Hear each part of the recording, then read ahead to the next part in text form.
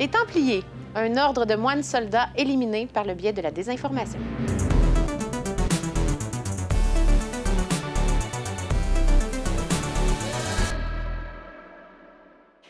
Au 14e siècle, à la fin des croisades, les anciens moines soldats qui étaient les Templiers rentrent en Europe et s'installent un petit peu partout dans des monastères.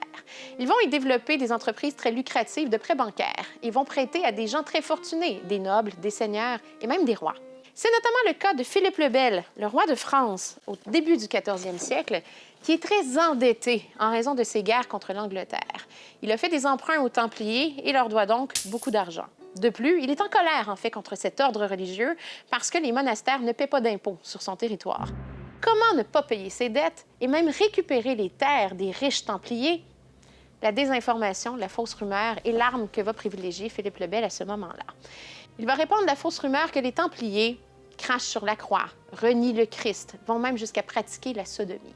La rumeur se répand et les gens veulent en avoir le cœur net. Et on demande donc au pape à l'époque, Clément V, d'ouvrir un procès afin d'interroger les Templiers sur leurs pratiques qu'on considérait donc à l'époque comme hérétiques. Le pape Clément V, à l'époque, ne croit pas que les Templiers puissent commettre de tels actes qu'il connaît très bien, les moines soldats.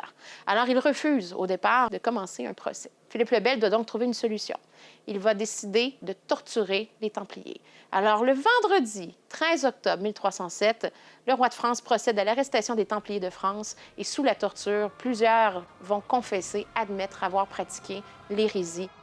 Alors, au terme du procès que le pape Clément V sera obligé de mettre en place, on va réaliser que le grand responsable de tous ces crimes est le grand maître de l'ordre du Temple, Jacques de Molay, qui sera brûlé sur le bûcher. Alors, on a ici utilisé la fausse nouvelle comme une arme afin de se débarrasser d'un ennemi, et Philippe le Bel, au terme de cet exercice, récupère les terres des Templiers et n'a pas à payer ses dettes. D'ailleurs, le vendredi 13 depuis ce temps est associé en France à un jour de malchance.